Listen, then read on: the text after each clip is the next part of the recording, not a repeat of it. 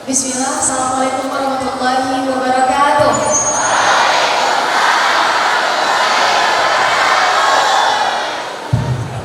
Ini disediakan tempat duduk, tapi karena Sally pendek teman-teman, Sally izin berdiri boleh? Nanti kalau pendek nggak kelihatan teman-teman yang di belakang, boleh angkat tangan dulu yang di belakang? Oh. Kalau Sally duduk nanti Sally-nya nggak kelihatan teman-teman di belakang. Saya izin berdiri, izin ya. Alhamdulillah, alhamdulillahilladzi khalaqal insana fi ahsani taqwim, tsumma radadnahu asfala safilin. Asyhadu an la ilaha illallah, wahdahu la syarika lahu, wa asyhadu anna Muhammadan abduhu wa rasuluhu la nabiyya ba'dah. Saya senang sekali saya berhadir dalam kegiatan seminar keremajaan dan ada santunan dengan teman-teman kita, dengan anak yatim. Izin saya menyampaikan di awal salam hormat saya kepada Pak Kiai, kepada permaisurinya, kepada umi kita semua, kepada guru-guru, para ustaz-ustazah, kepada santriwan-santriwati, terkhusus teman-teman panitia kelas 12. Boleh angkat tangan yang kelas 12? Oke, panitia semua berarti kelas 12 ya? Kepada teman-teman yang sudah berhadir di sini, saya mohon izin kepada yang besar, saya izin tidak sebutkan gelarnya. Kepada yang kecil juga saya izin tidak sebutkan namanya secara lengkap. Kepada guru-guru kami di sini tentu dengan ilmunya, kepada orang tua kami di sini tentu dengan tuahnya, kepada para ustaz-ustazah tentu dengan berkalamullah dan berkitabullahnya. Tapi teman-teman kita anak muda tentu dengan semangatnya. Masih semangat? Masih semangat? Meskipun sekarang kita ditantang untuk semuanya serba terbatas, tapi semoga ini tidak mengurangi esensi kita dalam berdiskusi dan tidak mengurangi semangat kita dalam mengejar target kita di masa depan. Teman-teman, ini menarik. Saya di awal dikasih kesempatan untuk ngasih pemantik di depan, ada sedikit gundakan di depan ini, dikasih waktu untuk megang mic seperti ini, bukan karena ilmu saya lebih, bukan karena pengalaman saya lebih, juga bukan karena wawasan saya lebih. Saya yakin dan percaya di sini ada guru-guru kita, para ustaz-ustazah yang secara ilmu, wawasan, pengalaman dalam bidangnya ini jauh lebih dalam. Sehingga anggap aja ini adalah pemantik awal sebelum kita sama-sama berdiskusi. Kiranya nanti ada yang ingin ditanyakan, ada yang ingin di-sharingkan, silahkan disampaikan. Kalau saya bisa jawab, saya akan jawab. Tapi kalau saya nggak bisa jawab, saya akan lempar ke Pak Kiai untuk membantu menjawab. Silahkan teman-teman tanyakan apa saja, kecuali tentang satu hal, tentang jodoh. Itu saya angkat tangan, justru minta doa dari teman-teman. Teman-teman menarik. Saya izin tidak menggunakan kata remaja, saya izin menggunakan kata muda. Karena saat kita bicara muda, teman-teman, ini bukan lagi tentang umur. Bicara tentang anak muda, ini tentang pilihan sikap dan mindset kita. Pengen melihat ke depan dengan penuh optimis, atau melihat ke depan dengan penuh pesimisme. Bicara tentang anak muda, ini bukan lagi tentang seberapa lama kita udah dikasih kesempatan untuk hidup. Teman-teman udah berapa lama dikasih kesempatan untuk belajar di pesantren ini. Bicara tentang muda, ini bicara tentang pilihan sikap. Kita pengen jadi manusia yang penuh dengan keputusasaan, atau melihat ke depan dengan harapan. Teman-teman menarik. Bicara tentang muda, kita pasti bicara tentang masa depan. Kita anak muda nggak bisa nawarin masa lalu. Kita anak muda nggak bisa nawarin hari ini, betul nggak? Kita anak muda harus akui, teman-teman. Saya izin buka masker dulu ya. Kita anak muda, ilmunya sedikit, benar nggak?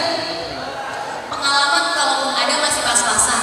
Wawasan juga kita masih sempit. Otomatis yang bisa kita tawarin adalah masa depan, benar ya? Dan bicara tentang anak muda, ini bukan baru viral 5-10 tahun yang lalu. Bicara tentang anak muda, ini udah trending dari 1400 tahun yang lalu, baik dari timur maupun dari barat. Dari timur kita mengenal istilah yang sangat masyhur, syubanul yaum bijamul yaum imaruman. Dari barat, para filsufnya juga nyebutin, the youth of today are leaders of tomorrow.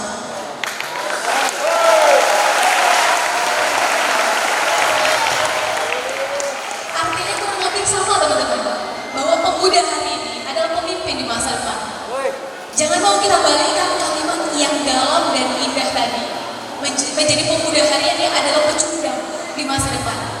Kenapa pecundang? Karena kita nggak melakukan apa-apa dari sekarang, kita nggak menetapkan persiapan apa dari sekarang ke depan. Kira-kira kita pengen ngelihat apa? Kalaupun terjadi perubahan, minimal di diri kita, kira-kira kita pengen ngelihat perubahan kayak gimana? Untuk skala yang lebih besar, kalaupun terjadi perubahan di wilayah kita, lebih besar lagi di lingkungan kita, di negara kita, di agama di Indonesia, kira-kira kita pengen ambil bagian apa dalam perubahan itu? Ini menarik teman-teman. Malcolm X, seorang aktivis kemanusiaan asal Amerika Serikat berkulit hitam, dikucilkan saat dia hidup, udah berulang kali keluar masuk penjara, sampai akhirnya dia memutuskan untuk memeluk agama Islam. Yang dia perjuangkan dalam hidupnya adalah satu value, keadilan, persamaan derajat antara kulit hitam dan kulit putih di Amerika Serikat sampai jadi undang-undang. Banyak peneliti sosial yang mengakui kalau ada presiden pertama Amerika Serikat berkulit hitam sebelum Presiden Obama, secara influence Malcolm X adalah yang paling pantas. Teman-teman, Malcolm X pernah bilang, the future belongs to those who prepare for it today. Masa depan adalah milik mereka yang mau mempersiapkan hari ini. Dan bicara tentang masa depan, kita udah gak bahas lagi nih, kita laki-laki atau perempuan, kita lahir di desa atau di kota, kondisi sosial ekonomi keluarga kita seperti apa, kita berproses di mana. Kita sedang tidak bahas itu, dan Malcolm X juga tidak sedang dalam kapasitas membahas itu. Bicara tentang masa depan, maka kita semua anak muda selama berani bekerja keras, bekerja cerdas, dan bekerja cepat, maka kita semua punya kesempatan yang sama untuk melihat masa depan. Pertanyaannya adalah, persiapan apa yang udah kita buat dari sekarang? Bener gak? Ini menarik teman-teman. Saya yakin betul dan percaya. Saya nggak tahu di sini berarti 800 orang ya punya ini ya. 800 pasang mata kita hadir di sini. Saya yakin betul kita punya passion yang berbeda, hobi yang berbeda, skill yang diberikan dan yang kita latih itu berbeda-beda. Tapi apapun latar belakang passion, hobi, skill kita teman-teman dalam melihat masa depan, sebetulnya mindset kita cuma dibedakan jadi 4. Pertama adalah manusia-manusia yang pesimis. Teman-teman tanyain aja satu pertanyaan pada manusia di sini tentang masa depan. Maka manusia-manusia pesimis akan nyaris menjawab dengan awalan gimana? Teman-teman 10-15 tahun ke depan pengen ngeliat diri sendiri kondisinya kayak gimana? Dan Charlie itu mereka aja lah. Mereka yang pintar-pintar, mereka yang rajin-rajin, mereka duluan aja lah yang berpikir ke arah sana. Terus kalau kita gimana teman-teman? Kita ini apalah deh, cuma sampai penginap. Teman-teman, kira-kira terkhusus yang saat ini duduk di kelas 10, 11, 12, saat lulus, kira-kira pengen punya karya dalam bidang apa? Itu mereka aja lah deh. Mereka yang dekat dengan akses informasi, mereka yang dekat dengan akses finansial, mereka duluan aja lah yang berpikir ke arah sana. Terus kalau kita gimana teman-teman? Kita ini apa deh? Cuma rebukan aspal atau bahkan lebih kecil lagi bentuk emas. Teman-teman tipikal manusia yang pesimis, mereka duluan mengecilkan potensi yang ada di dirinya sebelum orang-orang sekitarnya. Tipikal manusia pesimis, mereka duluan mengerdilkan kemampuan yang dititipkan oleh Yang Maha Kuasa pada dirinya sebelum lingkungan sekitarnya. Tipikal manusia kedua ini naik satu tingkat lebih tinggi, manusia-manusia yang realistis. Tanyain aja satu pertanyaan tentang masa depan pada manusia di sini, maka manusia-manusia yang realistis akan menjawab dengan awalan, ya sudahlah. Gimana? Ya sudahlah. Teman-teman, kira-kira 10-15 tahun ke depan pengen ngeliat diri sendiri kondisinya kayak gimana? Ya udahlah deh, itu nanti bagaimana kesempatan datang kepada kita aja. Teman-teman, kira-kira kapan mau tidak lagi merepotkan orang tua? Ya udahlah, itu nanti gimana nanti ustaz-ustazah di sekolah mengarahkan kita aja. Syukur saat kita lulus nanti kelas 12, syukur kita diterima. Kalaupun di perguruan tinggi silahkan, di dalam di luar negeri selesai 3,5, 4, 5 tahun. Syukur kita bekerja, kalau kita bekerja syukur di tempat yang menjadi target kita, syukur gajinya di atas UMR, kita bisa menyisihkan, bisa ngasih orang tua. Gimana kalau enggak? Ya udahlah, itu nanti gimana takdirnya aja deh. Teman-teman, 9 tahun ke depan 2030, peak session pertama bonus demografi terjadi di Indonesia. Bicara bonus demografi, ini bicara tentang kita semua yang hadir di sini. Coba cek, umur teman-teman sekarang ditambah 9 tahun. Bukankah yang dimaksud manusia-manusia produktif kali itu adalah kita semua? Pengen lihat kondisi kita anak muda 9 tahun ke depan kayak gimana? Ya, udahlah. Itu nanti gimana kondisinya diwariskan untuk kita aja. Teman-teman tipikal manusia yang realistis. Mereka selalu dibentuk oleh lingkungan, bukan mereka yang membentuk lingkungan. Tipikal manusia realistis, mereka selalu mendengar narasi dari orang, bukan mereka yang menciptakan narasi untuk didengarkan oleh orang lain. 3 kata yang akan menghancurkan manusia tipikal kayak begini adalah apa? Kata orang. Apa kata orang? Syukur orang-orang yang ada di sekitarnya selalu mendukung, selalu mensupport apa yang menjadi target, visi, dan goal dalam hidupnya. Gimana kalau enggak? Satu kali hidup, umur kita singkat teman-teman, habis untuk dengerin apa kata orang aja. Yang jadi target, cita-cita, visi, dan goal dalam hidup kita gak ada yang mendengarkan. Tipikal manusia yang ketiga adalah naik sampai ke lebih tinggi, manusia-manusia yang optimis. Teman-teman tanyain aja satu pertanyaan tentang masa depan pada manusia jenis ini, maka manusia-manusia yang optimis ini akan selalu melihat dari sudut pandang yang positif. Teman-teman, 10-15 tahun ke depan, pengen ngeliat diri sendiri kondisinya kayak gimana. Sekarang kita adalah santri, silahkan teman-teman yang isi sekarang ada di tahun berapa. Tapi 10-15 tahun ke depan, karena di sini salah satu fokusnya adalah ekonomi syariah, kita pengen jadi seorang entrepreneur. Kita udah punya usaha kita sendiri, di bawah usaha kita, make it specific. Berapa kira-kira penghasilannya per tahun? Berapa omsetnya? Minimal 1 tahun sedekah kita silakan berapa? Starting point 5-10 MHT. Amin.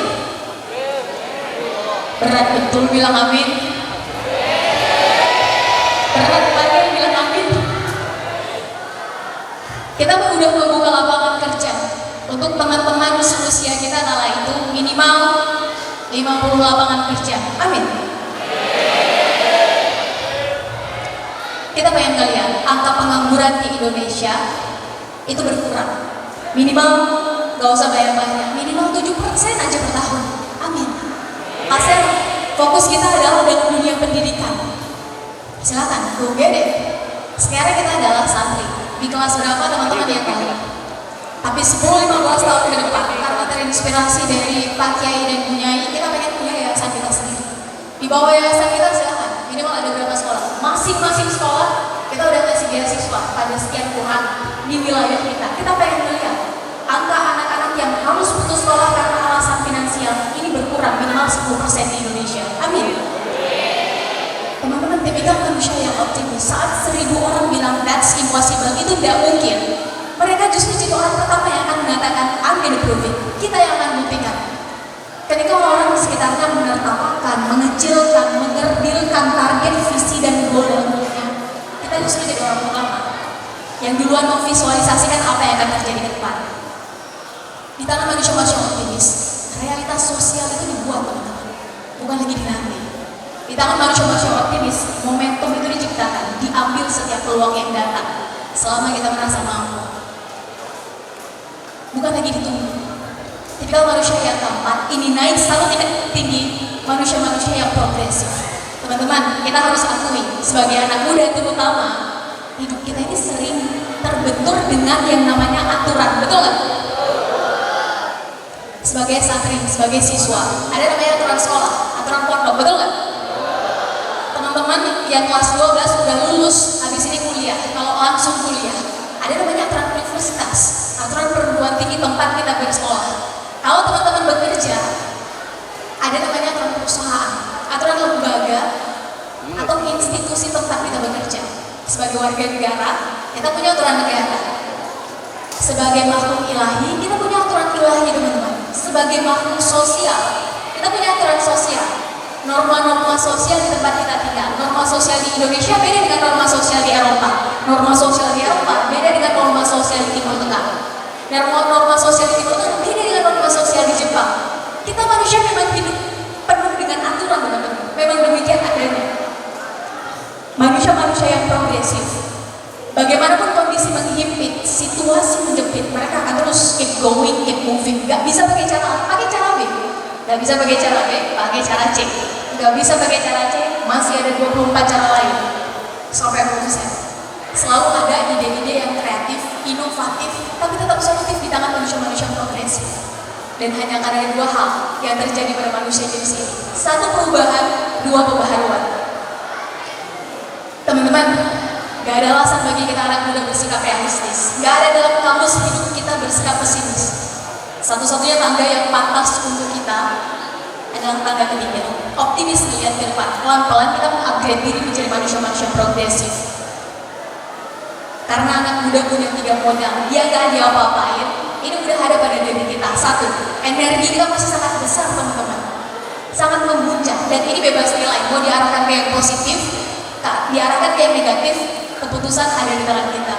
Yang kedua, waktu kita masih sangat luang karena belum memutuskan hal-hal besar, tanggung jawab besar yang akan menyita waktu, pikiran, dan tenaga kita.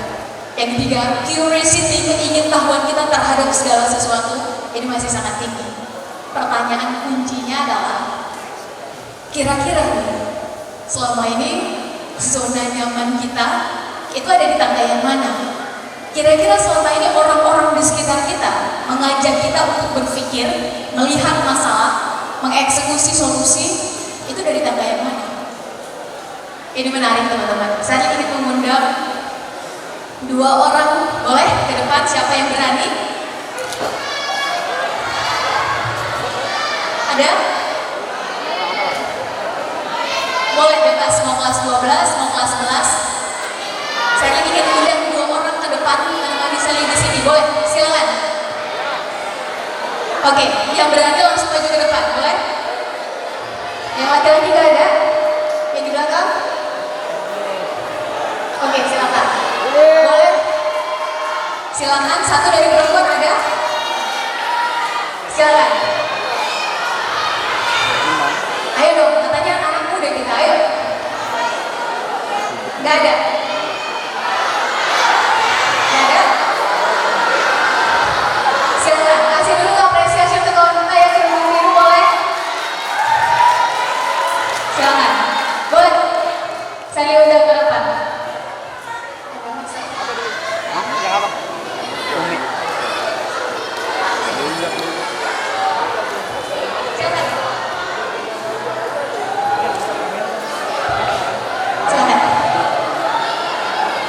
Satu lagi bisa untuk teman kita. Ya. Sekian, boleh dipegang dulu. Baik, kita udah punya 3 orang nih. Ya, Afina. Boleh, jangan ke belakang maju, harus pede dong. Kita udah punya 3 orang teman kita, udah pada kenal belum? Oke, secara singkat boleh kenalin dirinya dari kelas berapa?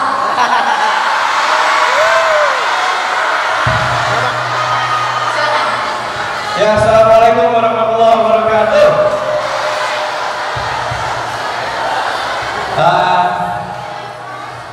Ismi Alvan Abdullah. Ana min mustawa salasata asyar. Jadi dipanggilnya Ismi. Dipanggilnya siapa? My name is Alvan. Alvan. Panggilannya adalah Alvan. Silakan.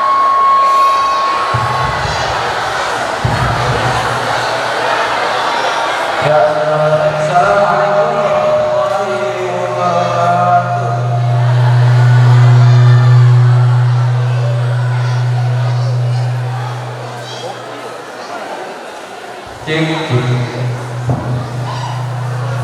Cek. Ya, perkenalkan nama saya Sudisna Novianto. Saya dari kelas 12. Dipanggilnya siapa? Boleh dipanggilnya Tis. Tis. Dipanggilnya Antis. Yang ini Antis, yang ini Alvan. Silakan.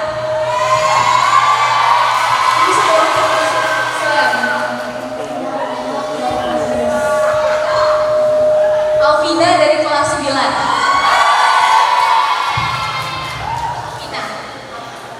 Alvina. Oke, dipanggil Alvina. Kita punya Alvan, kita punya Antis dan kita punya Alvina. Oke, pertanyaannya sama untuk Alvar, Antis, dan Alvina. Kira-kira 10 tahun dari sekarang pengen melihat diri sendiri sebagai siapa? Apa target dan apa cita-citanya? Silakan. Kalau saya 10 tahun ke depan, Bismillah, biiznillah, menjadi pengusaha yang sukses, yang hafiz Quran, yang bisa memberikan manfaat bagi bangsa Indonesia dan umat Islam. Pengusaha. Ya Allah, luar biasa. Kita berganti dulu ya. Silakan nanti 10 tahun dari sekarang. Targetnya adalah Ya, target 10 tahun ke depan ya mau jadi penghafal Quran kalau mungkin dan bersakat insya dan mau jadi ingin jadi penghafal Quran. Aminin dong teman-teman. Ini ada target besar, berat betul kayaknya. Diaminin. Ambil sanatnya nanti di mana rencananya? insya Allah ya kalau Allah beri izin masuk ke yang mempunyai markas luas di Bekasi. Oke. Harapannya adalah menjadi penghafal Quran. Silakan. Vina. Wih, dua-duanya ada di sini pengen jadi penghafal Quran dan pengusaha sukses. Rencananya akan lanjut kuliah 3 tahun ke depan. Itu rencananya mau di mana? Di UGM. Jurusan apa kebayangkan? Jurusan apa kebayangkan? Pengen jadi psikolog juga. Luar biasa. Karena kita terbatas waktu, kita boleh kasih apresiasi dulu buat 3 orang wanita. Kalian teman-teman bertiga punya Instagram nggak? Punya. Saya di sini follow boleh? Nanti tolong ditulis Instagramnya, tolong dikasih ke kakak yang ini. Jadi nanti 10 tahun ke depan ketemu sama seorang entrepreneur sukses, Amin. ketemu sama seorang hafiz dan Amin. seorang psikolog, entrepreneur dan seorang hafizah, itu gampang tinggal DM aja. Nah gimana bro? Kemana yuk? Oke, terima kasih banyak. Silahkan kembali ke tempat. Kasih apresiasi dulu untuk 3 orang kita. Silahkan.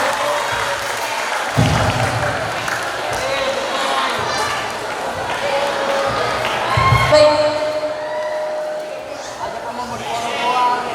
Baik, terima kasih teman-teman.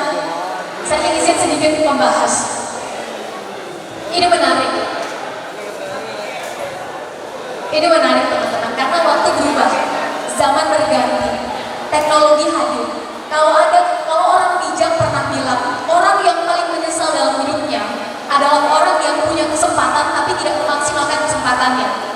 Maka sampai sejauh ini, generasi yang berhak paling menyesal karena tidak melakukan apa-apa untuk masa depannya adalah generasi kita. Kenapa? Karena semua kemudahan, efektivitas sekarang ada di generasi kita. Akumulasi semua kebaikan dari industri 1 sampai 4.0. Dari 1.0 sampai 4.0 itu terakumulasi di industri 5.0 yang tahun ini semua orang akan membahas industri society. Yang satu kali klik, we can reach 1,000 of people. Kita bisa terhubung dengan banyak hal. Ini menarik. Karena menyeting goal dari awal adalah salah satu ciri-ciri orang yang produktif, teman-teman. Saya izin cerita sedikit boleh? Saat usia teman-teman, saya sambil duduk ya, sambil istirahat. Saat usia teman-teman, saya lihat berasal dari Aceh. Saya lihat sampai kelas 12 SMA, saya di Aceh. Saat itu cita-cita saya adalah saya ingin kuliah ke Jawa. Kenapa ke Pulau Jawa? Bukan bermaksud mengotak-ngotakkan Indonesia, tapi saat itu saya baca di satu buku bahwa Jawa itu adalah melting pot, tempat berkumpulnya anak muda di Indonesia, kumpulnya di Pulau Jawa melakukan 3 hal. Pertama, anak muda mencari ilmu itu pusatnya di Pulau Jawa. Kalau teman-teman membuka peta universitas, itu paling banyak titiknya memang di Pulau Jawa. Yang kedua, Jawa adalah tempat berkumpulnya anak-anak muda mencari kerja. Yang ketiga, Jawa adalah tempat berkumpulnya anak-anak muda mencari pengalaman. Dengan keinginan besar, namanya saya di Aceh. Di Aceh kan menggunakan satu sistem tertentu. Saya pergi pagi pulang sore sekolah, malamnya saya ke balai pengajian. Jadi yang dilihat kurang lebih begitu terus. Ingin betul rasanya melihat yang disebut Bhinneka Tunggal Ika itu secara langsung, itu betul-betul pengen. Akhirnya sampaikanlah ke orang tua bahwa saya ingin kuliah ke Pulau Jawa. Dan saat itu saya harus sampaikan orang tua saya bukan berasal dari keluarga yang punya kelebihan secara finansial. Jadi dari keluarga yang biasa saja, sehingga terkendala dengan dana. Untuk itu kalau ada teman-teman yang saat ini punya privilege didukung secara finansial, maka go get it, aiming the highest. Sekali aiming the biggest. Targetkan cita-cita setinggi-tingginya teman-teman. Batas dari cita-cita kita adalah pikiran kita sendiri. Saat kita bercita-cita aja udah takut, apalagi saat kita mengejar dan mengeksekusi cita-cita itu jauh lebih takut. Saat itu cita-cita saya langsung ditolak oleh orang tua, tidak diizinkan. Alasan pertama adalah secara finansial kita berasal dari keluarga yang sepertinya anak sulit bisa membiayai sharing skala itu. Yang kedua, alasan bahwa saya ini adalah perempuan. Teman-teman yang senyum-senyum di belakang pasti paham. Karena dari desa mindsetnya berpikir perempuan ngapain kuliah tinggi-tinggi, kalau pada akhirnya kamu juga akan kembali ke ur-ur 3 ur itu. Benar gak? Perempuan ngapain kuliah jauh-jauh, merantau jauh-jauh, kalau pada akhirnya kamu juga akan kembali dan mengerjakan pekerjaan yang di belakang tadi itu. Dan yang menolak cita-cita itu adalah orang paling dekat, supporting system pertama, yaitu orang tua. Jadi kiranya saat ini teman-teman ada yang terkendala dengan hal yang sama, jangan khawatir. Itu tanda bahwa we are on the track. Kita on the track. Gak ada manusia yang gak gagal teman-teman. Justru manusia yang gak pernah gagal adalah dipertanyakan, dia pernah memperjuangkan sesuatu gak dalam hidupnya. Saat tidak didukung oleh orang tua, maka dari Shirley saat itu mengomunikasikan ke orang tua, sekiranya memang alasannya finansial, maka boleh nggak saya coba cari alternatif lain. Silakan diridoi, tetap cari ridho orang tua teman-teman. Karena jangan-jangan ke depan teman-teman muda, teman-teman mencapai satu target tertentu, berprestasi, lulus di beasiswa di satu negara tertentu misalnya, atau universitas tertentu meski di dalam negeri.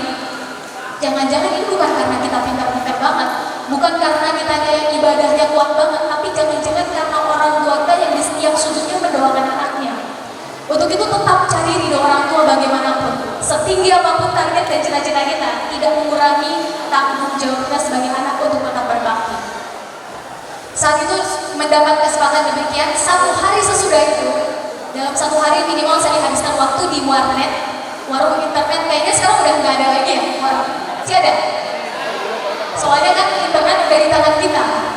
Kalau saat itu di rumah boro-boro ada internet, listrik aja masih digilir. 2 hari mati, 3 hari hidup, 2 hari mati lagi, 3 hari hidup. Jadi untuk terhubung dengan informasi dan dunia luar itu harus ke warnet. Sampai mamang-mamang warnetnya hafal. Ini kalau perempuan ini udah datang, dia akan ngeprint kurang lebih kertas tebal ini. Itu juga nggak langsung dibayar nanti di akhir bulan. Namanya juga baru dapat uangnya di akhir bulan. Mutak dulu. Isinya adalah informasi beasiswa. Ini universitas mana yang sedang membuka beasiswa, syaratnya apa aja, minimal nilainya harus berapa, pengalaman organisasinya berapa, dan seterusnya. Semuanya dikumpulin. Dan tukang pos, kalau sekarang kayaknya udah nggak pakai lagi tukang pos, saya nggak tahu, karena semua udah pakai email ya sekarang. Bener? Kalau dulu masih harus pakai pos, tukang pos udah hafal. Kalau saya udah datang, itu bawa amplop coklat yang besar minimal 3. Isinya adalah menyebar beasiswa, karena kalau nggak dengan beasiswa saya tidak kuliah. Terus diulang, karena di awal bakal banyak yang optimis teman-teman, tapi yang akan sampai ke garis finish hanya mereka yang konsisten. Konsisten adalah kecerdasan paling tinggi pada manusia. Sampai akhirnya setelah lulus, kalau dulu masih ada UN, sekarang udah nggak ada lagi. Setelah lulus, yang lain sudah berani tersenyum sumringah akan melanjutkan kuliah di mana, provinsi apa. Ya, saya boro-boro mau berpikir lanjut kuliah kemana, akan lanjut kuliah apa enggak. Pertanyaannya masih di situ, karena ya kalau nggak lulus sama sekali berarti ya harus ditunda dulu.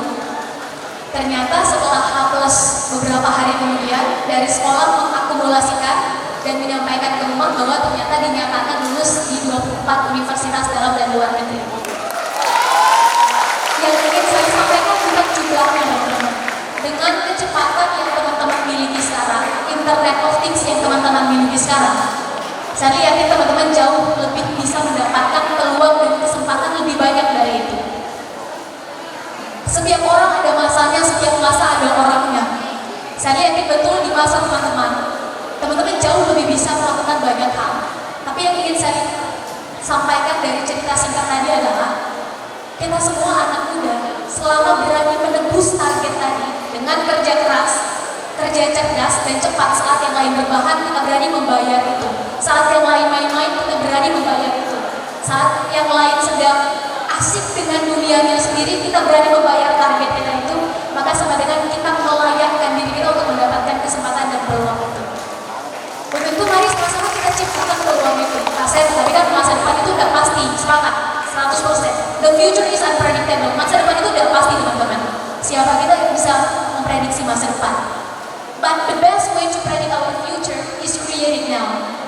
Cara terbaik memprediksi masa depan kita adalah buat itu dari sekarang. Dan orang yang paling bertanggung jawab untuk masa depan kita adalah diri kita sendiri. Bukan guru-guru kita, bukan ustaz-ustazah kita, bukan orang tua kita, bukan kakak kita, bukan adik kita. Kita adalah orang yang paling bertanggung jawab untuk masa depan kita. Dan masa depan itu didesain. Kalau bukan kita yang mendesain masa depan kita, maka jangan salahkan. Ada orang lain yang mendesainkannya untuk kita. Tugas kita manusia adalah berusaha berikhtiar semaksimal mungkin. Selebihnya tetap kita serahkan ke Sang Maha Sutradara. Ada orang bijak yang pernah bilang, terakhir sebelum saya tutup dan kita buka diskusi, bahwa nggak ada perubahan besar bisa terjadi tanpa akumulasi perubahan kecil. Dan partikel terkecil perubahan itu ada di diri kita sendiri, teman-teman. Di mindset kita sendiri. Hanya ada dua teori besar perubahan di dunia ini. Satu revolusi, dua evolusi. Revolusi artinya berubah dengan cepat, evolusi artinya berubah dengan lambat. Ini bukan tentang benar salah, ini tentang teman-teman lebih cocok menggunakan cara yang mana. Revolusi artinya berubah dengan cepat. Ayo kita taklukkan apa yang kita takutkan selama ini dengan cepat. Kuncinya dengan cepat. Selama ini kita takutin apa anak muda? Bob Sadino bilang dalam bukunya ada 5 hal yang paling ditakutkan oleh anak muda. 1, anak muda takut gagal. Belum mencoba, aduh, nanti gimana ya kalau gagal? Belum memulai, aduh, nanti kalau nggak berhasil gimana ya? Duluan berpikir negatifnya daripada kalau berhasil impactnya bakal gimana. Kedua, kita anak muda takut apa kata orang. Sedikit-sedikit, aduh, nanti apa kata orang ya? Mau melakukan sesuatu, aduh, nanti apa kata mereka ya? Teman-teman mau memulai satu inisiatif, meninggalkan bad habit, memulai good habit, aduh, nanti apa kata lingkungan ya? Kita nggak suka dengan apa kata orang dan cenderung khawatir. Ketiga, kita takut keluar dari zona nyaman. Keempat, kita takut penerimaan lingkungan. Dan yang kelima, kita nggak begitu suka dikritik, teman-teman. Kita lebih sedang diapresiasi. Coba cek, kira-kira struktur kalimat orang-orang di sekitar kita kalau mau ngasih kritik gimana? Kamu udah bagus sih, koma, tapi, bener gak? Baru masuk kritikannya apa? Kamu udah keren sih, koma, tapi baru masuk. Padahal kritik dan apresiasi ini harus balance, harus seimbang.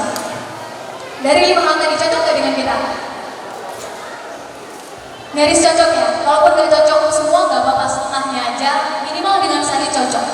Kalau memang nomor satunya kegagalan teman-teman, ayo kita habiskan gagal kita justru sekarang saat muda. Punya kita gagal berapa? 10, habiskan mayoritasnya saat muda. Gagal sekali, kita tahu masih ada 9. Gagal lagi, kita tahu masih ada 8. Gagal lagi, masih ada 7. Gagal lagi, 6, 5, 4, 3, 2, 1. Habiskan mayoritasnya justru sekarang saat muda. Sehingga gak ada alasan ketika dewasa kita gak sukses. Mayoritas kita gagal sudah membentuk pribadi kita. Atau pakai cara yang kedua, berubah tapi pelan-pelan. Dan dalam hal ini butuh kecerdasan paling tinggi pada manusia, yaitu konsisten. Memutuskan berubah teman-teman, memutuskan berhijrah itu gampang. Yang sulit apanya? Konsistennya yang sulit. Benar ya?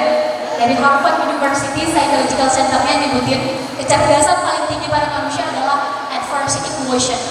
Kecerdasan daya tahan, daya juang kita mempertahankan sesuatu yang kita putuskan dengan penuh kesadaran selama standarnya dua, baik dan benar, harus sampai benar. Karena baik belum tentu benar, benar udah pasti baik. Dalam hal ini saya senang betul dengan satu quotation dari Perdana Menteri Perempuan pertama Inggris, Margaret Thatcher, yang pernah bilang, "What your thought, for they become your words. What your words, for they become your actions. What your actions, for they become your habits. What your habits, for they become your character. What your character, for they become your destiny." In other words, what you think, you become. Perhatikan apa yang kita pikirkan teman-teman, karena dia akan keluar menjadi ucapan, menjadi kata-kata, menjadi apa yang kita diskusikan. Kalau dia bentuknya online, dia akan viral. Perhatikan apa yang kita ucapkan, karena dia akan keluar menjadi tindakan, action. Perhatikan tindakan kita, pilihan-pilihan sikap kita. Karena kalau diulang-ulang terus setiap hari, dia jadi habit, dia jadi kebiasaan. Perhatikan kebiasaan kita dari pagi, malam, sampai pagi lagi. Dari mata terbuka, tertutup, terbuka lagi. Karena dia akan jadi karakter. Perhatikan karakter kita, karena demikianlah kurang lebihnya realitas sosial yang akan kita lewati. Dengan kata lain, apa yang kita pikirkan, demikian kurang lebih realitas sosial. Atau destiny kita artikan sebagai takdir. Urusan kun fayakun itu urusan yang maha kuasa. Urusan kita manusia adalah berusaha berikhtiar semaksimal mungkin. Kalau ada yang bertanya di mana letaknya takdir, kita udah sama-sama tahu jawabannya. Letaknya takdir adalah di batas maksimalnya usaha dan maksimalnya doa kita. Usaha dulu maksimal, doa dulu maksimal, baru bisa ngomong takdir. Kalau ada orang yang ujuk-ujuk udah ngomong, ya udahlah, itu nanti gimana takdirnya aja. Tanpa ada usaha maksimal, tanpa ada doa maksimal, ini udah ketahuan. Ini manusia realistis, dia yang dibentuk oleh lingkungan, bukan dia yang membentuk lingkungan. Kalau memang awal mulanya dari sini, dari mindset, maka pertanyaan kuncinya adalah selama ini mindset kita di feeding, diberi nutrisi, dikasih makan. Kira-kira dengan makanan seperti apa? We are what we watch, we are what we read, we are what we listen, we are what we discuss with. Kita adalah apa yang kita lihat, tonton, baca, dengar, dan dengan siapa kita berdiskusi. Kita adalah dengan siapa kita bergaul. Ini menarik teman-teman. Tapi supaya ada sesi dua arahnya, izinkan saya menutup bagian ini dengan memberikan 4 pertanyaan pada kita semua. Saat 4 pertanyaan ini bisa kita jawab, maka selamat, we are on the track. Kita pada track yang memang seharusnya kita anak muda ada di track itu, menjadi manusia-manusia produktif. Pertama adalah siapa kita di masa depan. Ayo kita mulai bertanya teman-teman. Kita ini siapa di masa depan? Dan masa depan 5 menit lagi juga masa depan, 10 menit lagi juga masa depan, besok juga masa depan. Segera tentukan minimal lewat smart goal setting. Tentukan targetnya, setelah itu ayo kita mulai berkaca. Siapa kita sekarang? Pertanyaan kedua.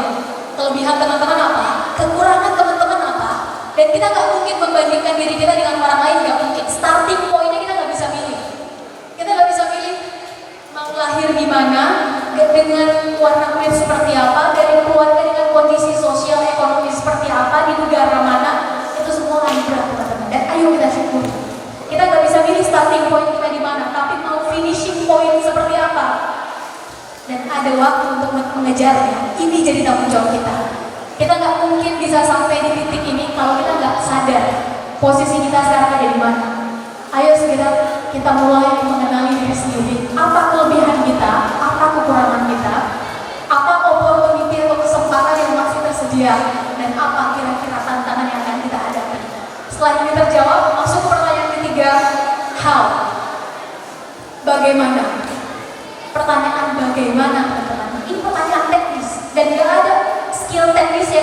dipelajari. Semua skill teknis itu bisa dipelajari. Kunci dari skill teknis adalah practice makes us perfect. Semakin sering kita latihan, semakin kita bisa memperbaiki diri dalam bidang itu. Kita targetnya di sini, sekarang kita ada di sini. Gapnya jauh betul nggak, Sel? Silakan pecah itu. Oh, ternyata untuk lanjut nanti ke Arab, ke Timur Tengah, minimal bahasa Arabnya harus di standar tertentu. Kejar itu dari sekarang. Kak Sel pengennya adalah ke Eropa, ke Inggris, kejar. Kira-kira nanti IELTS-nya butuh berapa? Pecah target besar jadi target tahunan, target tahunan jadi target bulanan, bulanan mingguan harian. Jadi semua aktivitas kita itu mulai produktif, bukan lagi sibuk sekedar sibuk. Pertanyaan keempat adalah, kira-kira kita pengen ninggalin apa untuk generasi sesudah kita? Karena setiap orang, tadi kita sempat membahas sedikit, itu ada masanya. Setiap masa ada orangnya. Sekarang silahkan bongkar isi dari SMP, SMA, dan perguruan tinggi. Itu adalah generasi Z dan post Z, generasinya teman-teman. Tapi ini gak lama, bentar lagi akan ada generasi Alpha yang akan menggantikan ini. Ayo sama-sama kita berupaya untuk menyerahkan nanti tongkat estafetnya dan melaksanakan tanggung jawab kita. Tentu dengan baik, syukur bisa naik menjadi lebih baik, syukur jadi the best, syukur jadi excellent. Ketika 4 hal ini terjawab, maka gak ada cita-cita terlalu tinggi, itu gak ada. Yang ada adalah langkah kita yang terlalu pendek. Gak ada visi, goal, target terlalu besar, itu gak ada. Yang ada misi kita yang terlalu kecil. Ayo kita panjangkan langkah kita, besarkan usaha kita, dan bersiap. Target, goal, cita-cita itu akan merapat dengan sendirinya sesuai dengan kelayakan dan kesiapan kita. Dan terakhir saya ingin tutup teman-teman, bahwa ini adalah masa-masanya kita habiskan semua jatah gagal kita. Toh Hasan Albana juga bilang bahwa gak ada perubahan besar di dunia ini bisa terjadi tanpa di belakangnya derap langkah anak muda. Ayo kita pastikan kita masuk dalam derapan langkah itu. Kalau hanya ada 100 orang saat ini di Indonesia anak muda yang pengen ngelihat ke depan ada perubahan ke arah yang lebih baik dalam hal apapun, dalam hal ekonomi, yang tadi jadi pengen entrepreneur, yang dalam hal pendidikan, dalam hal ilmu Al-Quran dan agama, ayo kita pastikan kita yang dari sini itu masuk dalam 100 orang itu. Kalau hanya ada 10 orang anak muda di Indonesia yang saat ini pengen ngelihat kondisi ke depan itu lebih baik dalam hal apapun, ayo kita pastikan kita yang hadir di sini masuk dalam 10 orang itu. Dan kalaupun hanya ada 1 orang anak muda di Indonesia saat ini yang pengen melihat ke depan ada perubahan ke arah yang lebih baik dalam hal apapun, ayo kita pastikan kita adalah orang yang benar. Karena di tangan-tangan kita lah ke depan perubahan itu akan bisa kita upayakan. Kurang lebih demikian pemantik dari Sherly. Terima kasih atas kesempatannya, sangat terbuka pada diskusi. Sherly tutup dulu. Billahi taufiq wal hidayah. Assalamualaikum warahmatullahi wabarakatuh. Silakan ke moderator. Tepuk tangan untuk Kak Sherly. Ngomong-ngomong, saya boleh panggil kakak? Oh, boleh. Gini Kak, boleh jujur nih Kak. Tadi kan saya nggak sempat maju. Jadi tadi lihatnya udah pengen maju, udah ada yang maju. Saya pengen bilang bahwa cita-cita saya itu pengen jadi direktur film dan produser film. Direktur film dan produser. Pengen punya studionya atau gimana? Mungkin dari dasarnya dulu baru. Kenapa pengen ada di titik itu? Kenapa? Ini menarik nih. Kenapa pengen ada di titik? Ya, teman-teman, banyak orang yang selama ini meremehkan anak pesantren seolah dan kekinian, benar nggak? Benar ya, padahal kalau kita mau lihat sejarah, Jenderal Sudirman itu adalah seorang santri, benar nggak? Jadi ketika ada yang berupaya melawan arus, syarat pertama perubahan itu adalah melawan arus. Gak mungkin ada perubahan kalau nggak ada melawan arus. Nah ini ada melawan arus. Kenapa? Pengen jadi bergerak dalam dunia seni dan entertainment. 2 tahun ke belakang, Indonesia lagi maju-majunya perfilmannya. Contohnya kayak Gundala, kayak Riwan. Perempuan dari Jakarta, banyak lah karya-karya dari Joko Anwar, karya-karya dari Manoj Pujanggi. Nah, jadi saya kayak punya keinginan gitu, pengen ikut serta dalam produksi film di Indonesia gitu.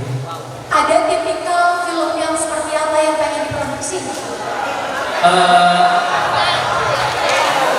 Untuk awal-awal niatnya romance religi gitu. Romance dari cinta dan sahabat kali ya.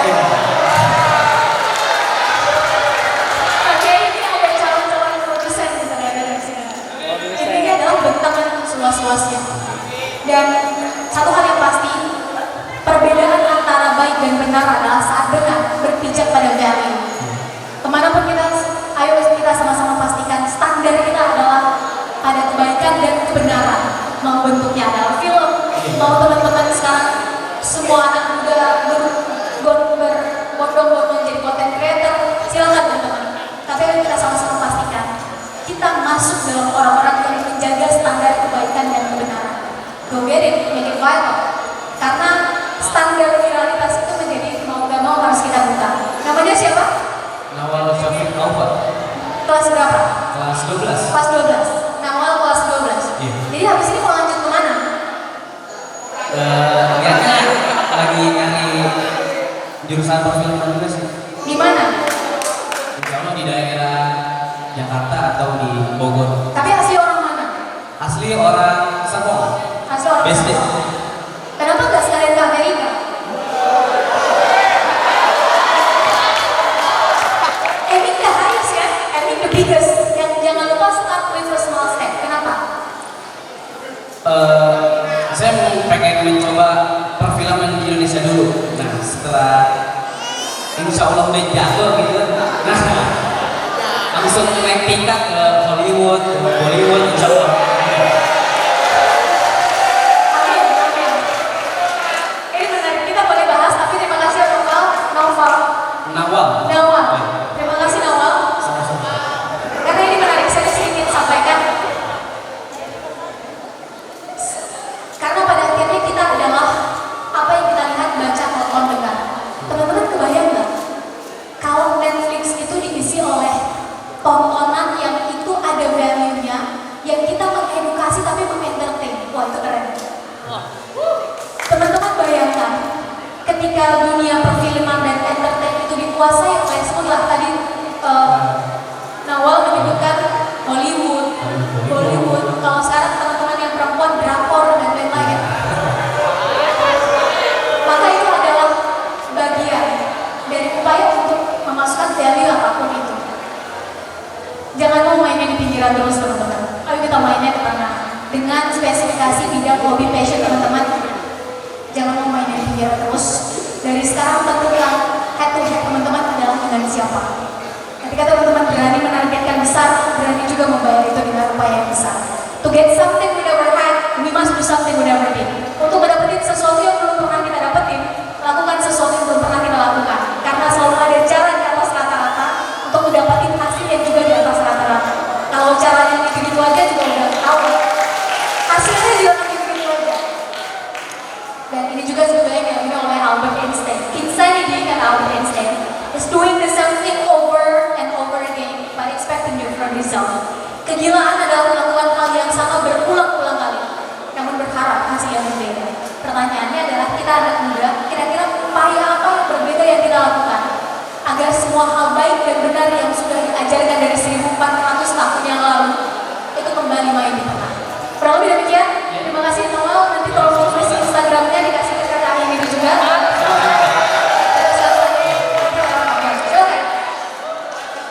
Terima kasih Kak sudah diundang di Masjid Baja. Ya, acara selanjutnya ya pemberian Cindra Mata. Tanya. Oh, maaf. Boleh. Saking asiknya jadi.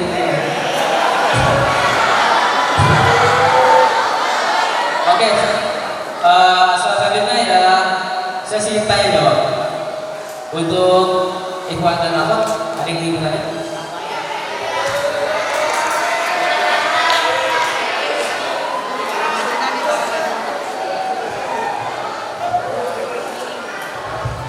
Cek, bismillahirrahmanirrahim. Assalamualaikum warahmatullahi wabarakatuh.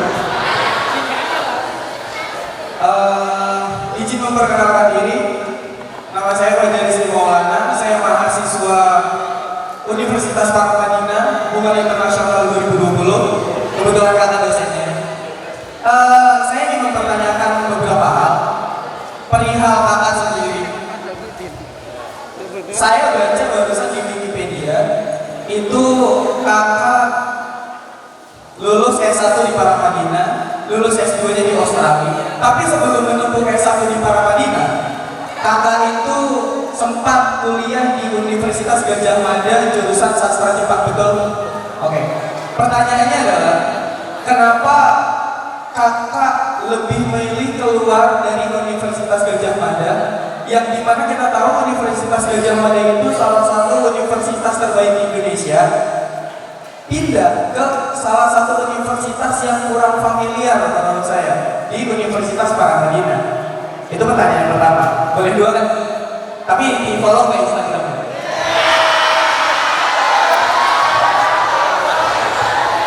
Oke, yang kedua, pertanyaannya. Pertanyaan kedua tuh tentang anak muda zaman sekarang yang dilema, dia bingung saya ini mau ke arah mana. Saya bingung cita-cita saya mau jadi apa. Oke, termasuk saya sendiri. Umur saya udah 21 tahun, saya bingung mau jadi apa. Saya ngerasa di dokumentasi saya senang, saya di olahraga saya senang, saya di hubungan internasional saya senang, saya jadi bingung. Di bisnis juga saya senang. Nah, gimana caranya supaya kita bisa fokus gitu? Gimana caranya saya bisa memilih? Karena saya juga bingung. Rata-rata anak muda kan juga bingung. Nah, saya pengen kuliah di UI, tapi kalau di UI terlalu ini akhirnya tempelnya di UI. Tapi kebanyakan tapinya, kebanyakan pilihannya. Nah, bagaimana tanggapan kakak terhadap itu? Caranya, itu aja sih kan. Terima kasih. Terima kasih kepada Maulana ya? Fajar, kepada Mas Fajar. Ini gimana, dijawab dulu? Dijawab dulu.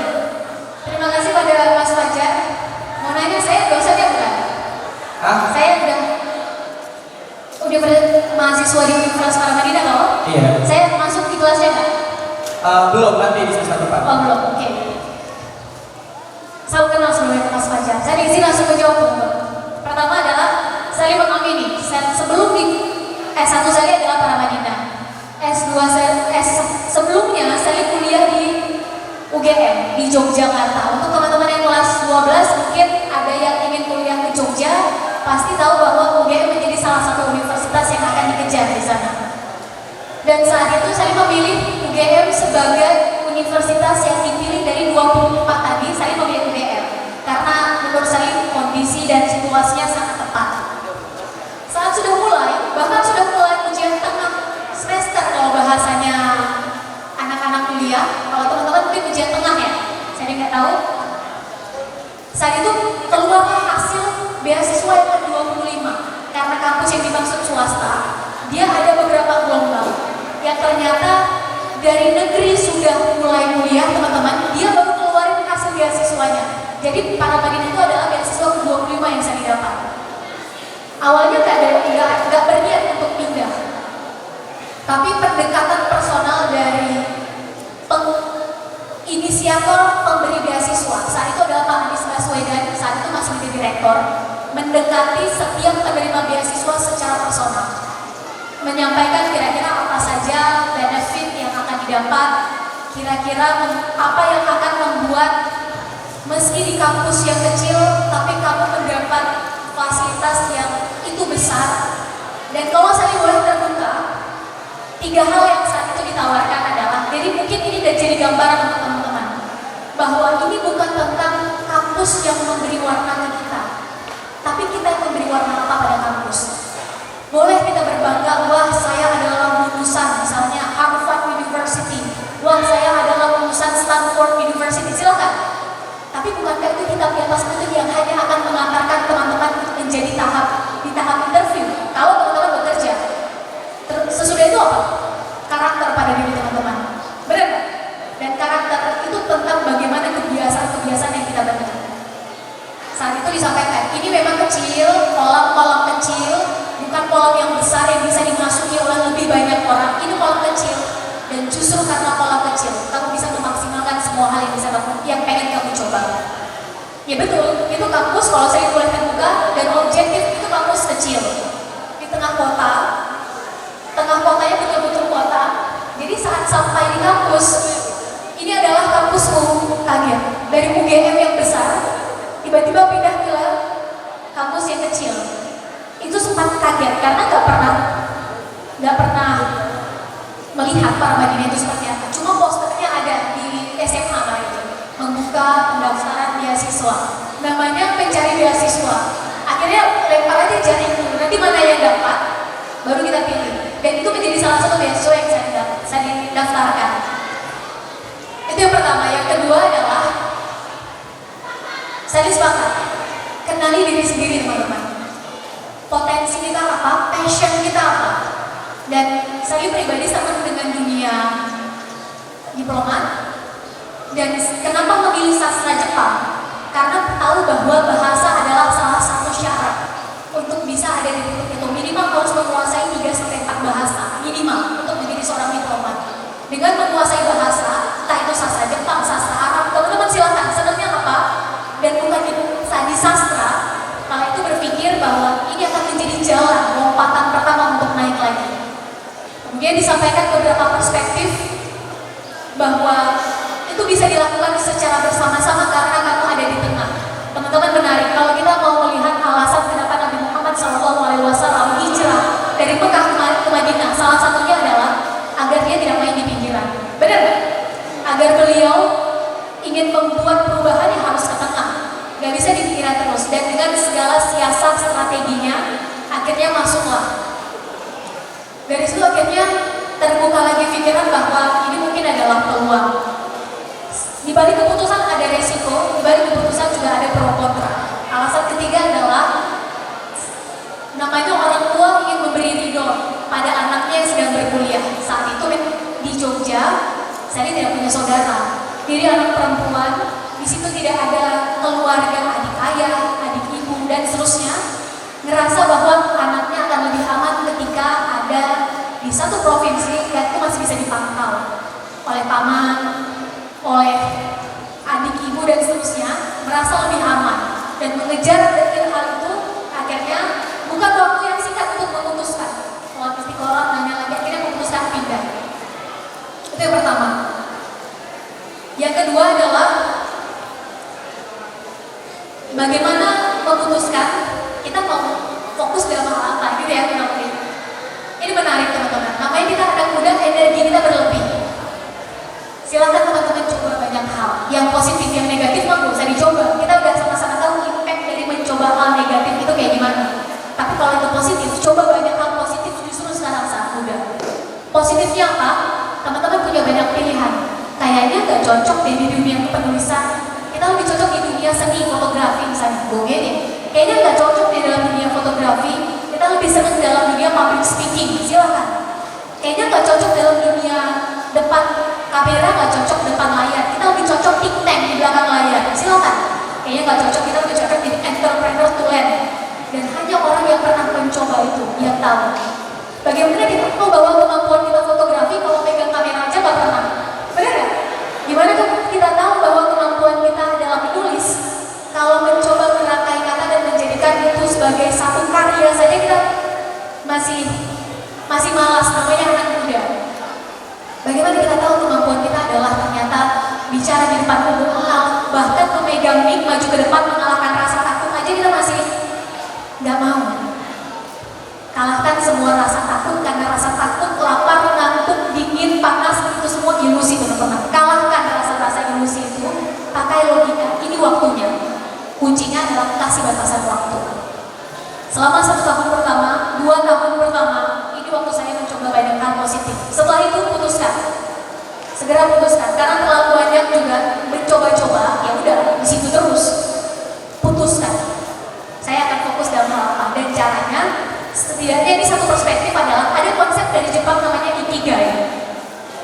konsep udah hype di tengah anak muda, bukan membahas konsep ketiganya, tapi 4 indikator cara kita menentukan kira-kira ini layak nggak untuk kita perjuangkan menjadi profesi. Pertama adalah cek kita tuh seneng nggak sih ngelakuin itu. Tadi kan udah kita mencoba dan seneng, rela tidur jam 2 malam, bangun jam 4 pagi tapi nggak merasa capek. Itu tanda-tanda bahwa kita seneng mengerjakan itu. Yang kedua, kita nggak cukup hanya hobi dalam satu hal. Cek ke kawan-kawan sekitar. Teman-teman senang dalam dunia perfilman.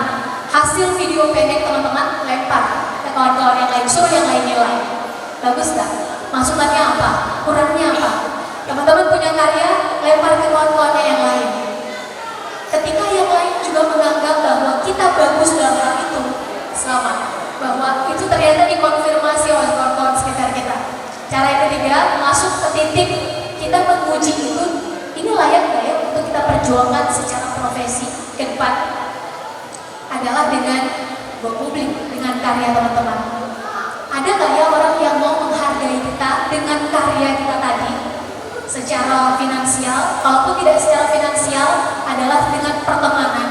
Itu memberikan impact positif nggak ya pada pertemanan kita dan seterusnya? Kalau iya, siap-siap. Ini adalah passion yang layak diperjuangkan sampai profesi. Karena banyak, hanya 9-13 orang di dunia ini yang bekerja sesuai dengan passion, teman-teman. Banyak orang yang senang fotografi, tapi bukan fotografer, hanya hobi, bener gak? Banyak orang yang senang menulis, tapi bukan penulis. Banyak orang yang senang berbicara di depan umum, tapi bukan public speaker. Banyak orang yang senang dalam dunia film, tapi bukan yang erat kaitannya dengan perfilman. Untuk itu semakin cepat kita mencoba, semakin cepat kita tahu, semakin cepat kita memutuskan, semakin cepat kita fokus dan mengeksekusi ide-ide besar kita. Karena yang mahal dari sebuah karya, teman-teman, itu eksekusinya. Kalau ide dan gagasan ini banyak yang bisa, tapi hanya mereka yang mau mengambil resiko yang akan mengeksekusi ide dan gagasannya. Kurang lebih demikian. Ya, sebelum saya kembalikan, cari mentornya dari sekarang. Seorang bijak pernah bilang, kurcaci yang berdiri di pundak raksasa, dia setidaknya bisa melihat apa yang raksasa itu lihat dan apa yang raksasa itu pandang. Teman-teman, kita anak muda, kita lah kurcaci itu. Ilmu sedikit, wawasan pas-pasan, pengalaman juga masih segitu-gitunya. Kita kurcacinya, cari raksasanya. Teman-teman sedang dalam dunia entrepreneur, cari entrepreneurnya.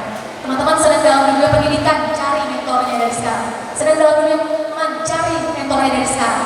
Sedang dalam dunia politik, cari mentor politikusnya dari sekarang. Karena mentor yang akan mengarahkan jalan mana yang paling efektif untuk kita. Kurang lebih demikian. Terima kasih atas pertanyaannya. Kembalikan dulu ke moderator. Silakan.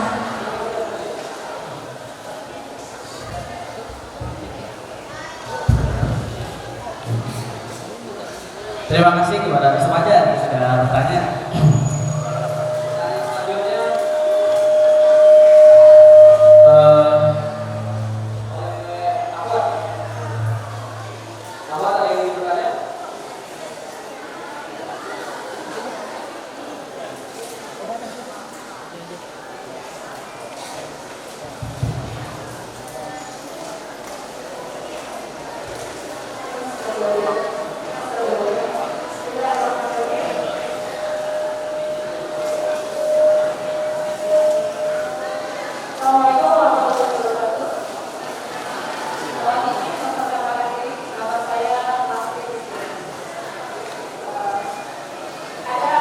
Beberapa harapan, ada beberapa harapan untuk anak-anakku sekalian semuanya yang pengen dikuatkan kembali oleh Mbak Sherly.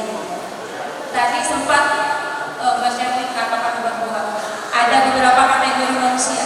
Yang pertama adalah orang yang pesimis, yang kedua adalah orang yang realistis, yang ketiga adalah orang yang optimis. Kalau kita melihat beberapa orang yang sukses sekali gitu ya, ternyata bukan orang-orang yang dia itu berasal dari orang-orang yang berada di zona nyaman, malah orang yang kecil yang pengen merubah hidupnya gitu ya. Karena dia merasa sulit, maka motivasi yang terbesarnya itu adalah dia pengen merubah keadaan dia. Yang menjadi masalah adalah saya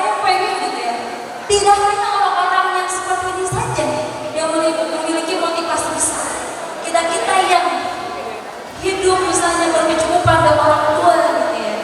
Itu terus bisa gitu harus memiliki motivasi yang besar untuk meraih masa depan yang gemilang. Kadang ya tadi halangannya adalah kita suka kita berada di zona nyaman. Mohon pandangannya Kak Syafrin, Mbak Syafrin untuk anak-anak sekalian. Makasih. Assalamualaikum warahmatullahi wabarakatuh. Baik, terima kasih sebelumnya kepada Ibu Lastri. Ini menarik.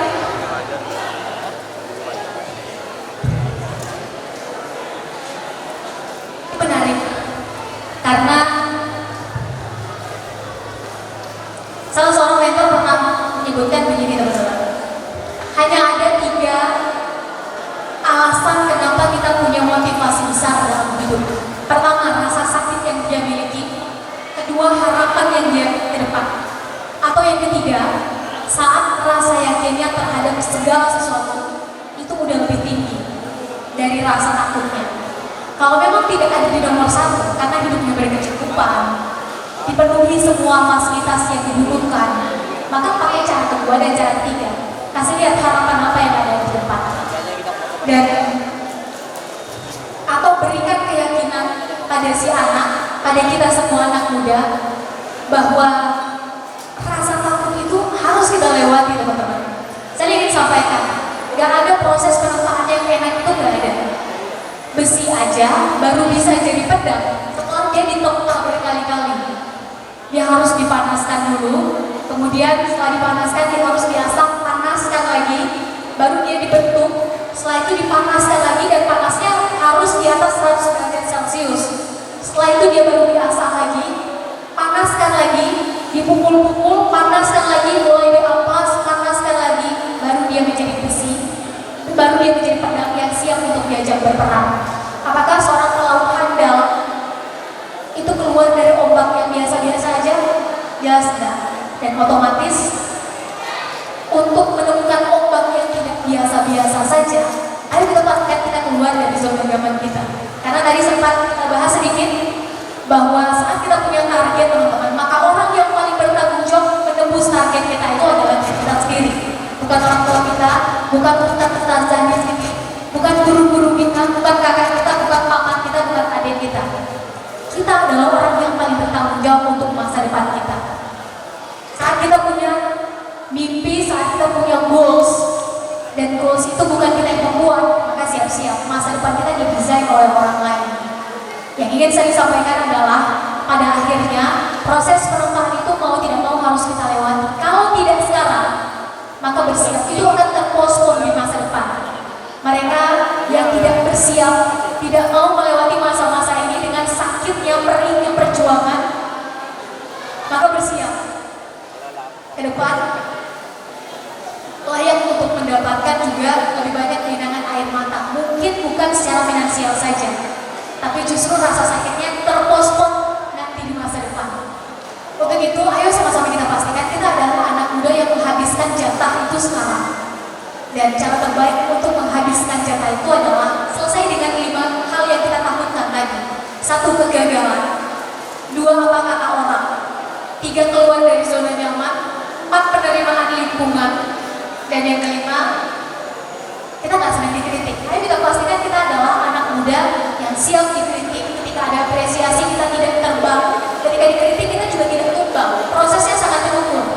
Dan saya pikir wadah Chandra dibuka seperti ini adalah tempat yang paling tepat untuk memproses kita menjadi para pemenang baru, menjadi para manusia-manusia yang sebenarnya selesai dengan 5 hal tadi, menjadi pedang-pedang yang siap untuk diajak berperang, menjadi para pelaut yang siap dilempar di tengah ombak seganas apapun. Karena teman-teman yang ada di sini adalah anak muda yang mendapat privilege, teman-teman. Boleh memilih antara mau belajar berenang sekarang di kolam renang di pondok pesantren ini yang semuanya masih terukur. Belajar berenang di kolam renang, airnya, tekanannya masih bisa diukur, kedalamannya masih bisa diatur, gelombangnya, suhunya, semuanya masih bisa terukur. Teman-teman belajar berenang di kolam renang dengan teman-teman yang tidak mendapat kesempatan untuk bersekolah, untuk mendapatkan mentor-mentor ustadz-ustadzah di sini, maka sama dengan langsung nyemplung ke lautan. Di lautan, kedalamannya nggak bisa lagi kita atur. Udah memang demikian dibentuk oleh alam. Kedua, gelombangnya juga nggak bisa lagi kita atur. Alam yang membentuknya. Ketiga, tekanan airnya juga nggak bisa lagi kita atur. Semuanya sudah dari alam. Saat kita sudah terbiasa di sini, maka bersiap. Nanti hanya butuh adaptasi. Ikan yang lebih banyak di lautan jelas lebih besar, lebih punya skill, lebih secara pengalaman lebih. Tapi kita sebagai anak muda setidaknya sudah belajar berenang di kolam yang tadi kita sudah disiapkan. Dalam hal ini, ayo sama-sama kita pastikan kita adalah anak muda yang memaksimalkan semua kesempatan muda kita. Kurang lebih demikian. Semoga menjawab pertanyaannya. Karena itu adalah pertanyaan terakhir yang bisa saya jawab, teman-teman. Saya ingin ucapkan sekali lagi terima kasih banyak. Kalau ada hal yang baik, maka silahkan diambil. Kalau ada yang tidak baik, ditinggalkan saja bersama saya. Semoga lain waktu kita bisa ketemu lagi, silaturahmi lagi, tentu dengan kondisi pencapaian dan impact kita yang jelas berbeda. Saya ingin tutup bahwa kita boleh banyak pencapaian dalam hidup, teman-teman. Itu satu hal yang bagus, melengkapi portfolio kita. Tapi sejarah mencatat pencapaian tertinggi yang bisa dibuat oleh seorang anak manusia adalah saat hadirnya bisa ngasih impact untuk orang-orang sekitarnya. Pastikan kita berada di titik itu. Terima kasih sekali lagi, saya tutup. Billahi taufiq wal hidayah. Assalamualaikum warahmatullahi wabarakatuh. Waalaikumsalam warahmatullahi wabarakatuh. Beri tepuk tangan saya semua. Terima kasih Kak Sandy. Terima kasih Saudara Sri yang telah bertanya. Selanjutnya ialah pemberian cindera mata untuk Umi Ratna. Dipersilakan untuk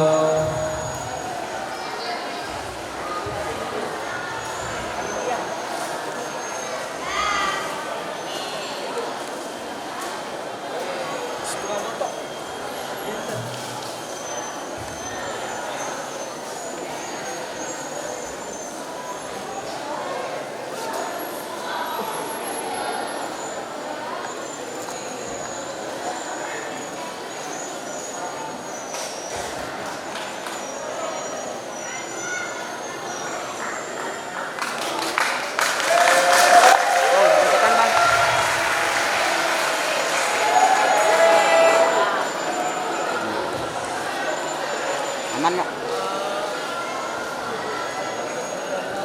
Dia umur berapa bang? Hah? Dia umur berapa? Orang nggak mikir nikah ya?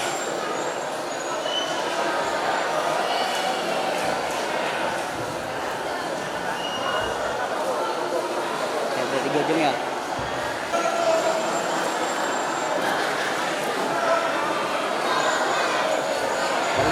Iya. Taruh aja nanti ada yang bawa.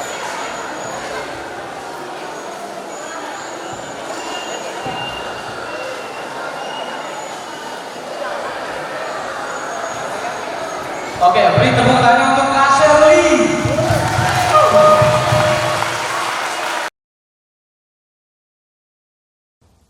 لمع البرق اليماني عن حبيب قد سباني فتذكرت اجتماعا فشجاني ما شجاني. لمع البرق اليماني